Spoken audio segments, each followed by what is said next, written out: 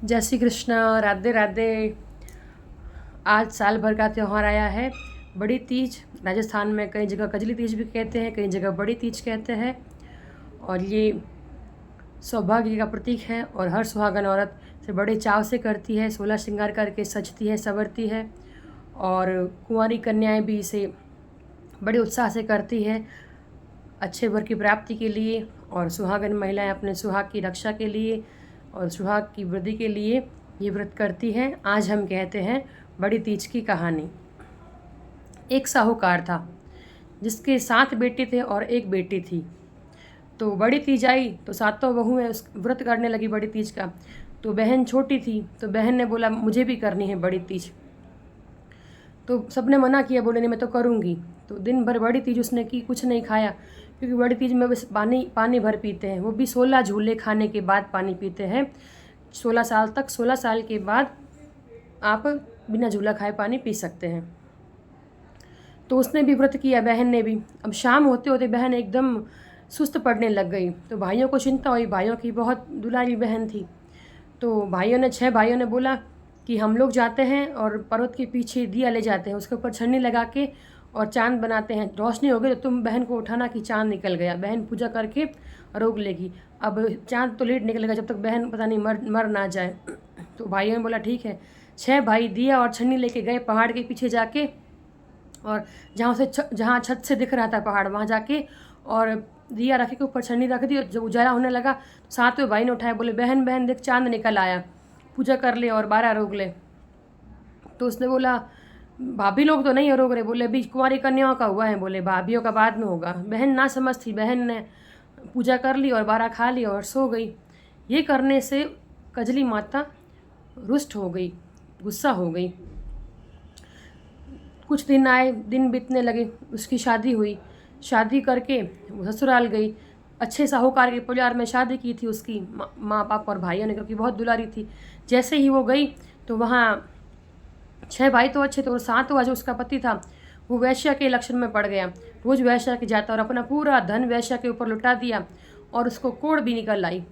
और अब ये इतनी स्थिति खराब हो गई कि ये जो बहन थी 7वीं, जो 7 बहनों की सोनल बाई थी, वो जेठानियों के घर में काम करती और उनसे ही गुजारा करती। बहुत दिन खराब होने लगे। ये सब कजली माता के रुष्ट होने के कारण हुआ।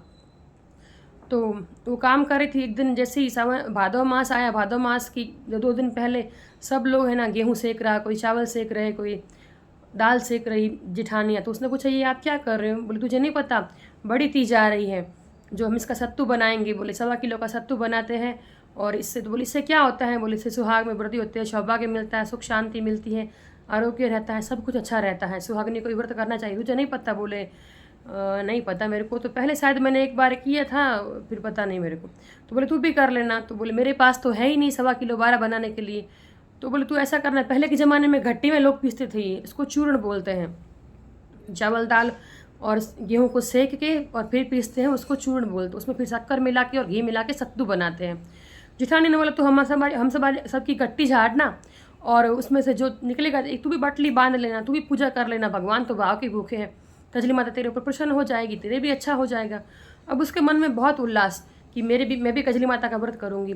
जब रात को सब जिठानी ने मेहंदी लगाई तो उनकी मेहंदी में जो बची कुची कटोरी में मेहंदी थी उससे एक उसने हाथ में थोड़ी सी उसने भी मेहंदी लगा दी। और क्या हुआ, दूसरा दिन हुआ जैसे ही, तो सुबह उठी और बड़े उल्लास के साथ कि आज मेरे व्रत है, मैं कजली माता का व्रत कर रही हूँ और मेरे अब अच्छा होगा, मुझे सौभाग्य की वृद्धि होगी। तो उसने क्या किया, सुबह उठी और नहाई और बाल धोए और बड़े मन में हर्षोल्लास की आज मेरे बड़ी तीज का उपवास है, मेरी बड़ी तीज का उपवास। मन में बड़ी खुशी और पूरी श्रद्धा के साथ वो कर रही थी। उसका पति रोज वैश्या के जाता था, तो वो क्या करती थी, पति को पहुंचाने जाती थी और जब पति बोलता नहीं था घर जा तब तक वहाँ खड़ी रहती थी। पति की आज्ञा से वो सब काम करती थी। तो जैसे ही बड़ी तीज का उस दिन शाम हुई, पूजा के टाइम हुआ, तो जिठानी ने बताया था कि ऐसे पूजा करना, एक मिट्टी की पाल बनाना, उसमें दूध, कच्चा दूध और पानी डालना और नीमड़ी की पूजा करना, वहाँ नीमड़ी उसमें रखना, उसकी पूजा करना।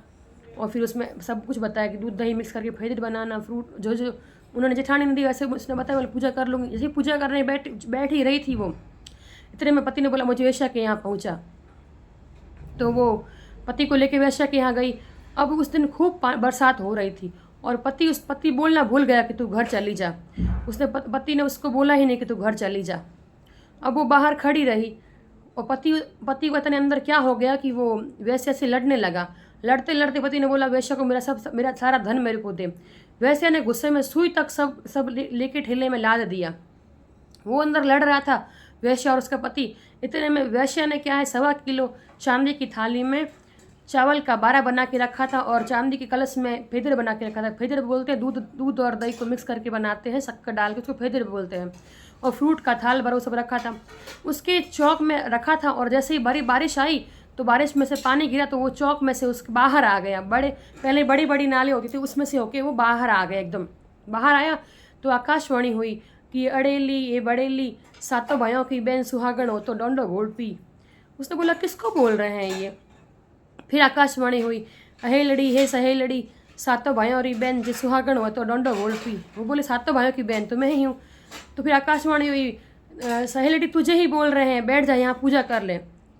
उसने बोला, भगवान की कृपा। उसने वहाँ वैश्या के घर के बाहर ही उसने बैठ के और पूजा कर ली। चांद दिख गया और वहाँ 12 उसने रोक ली।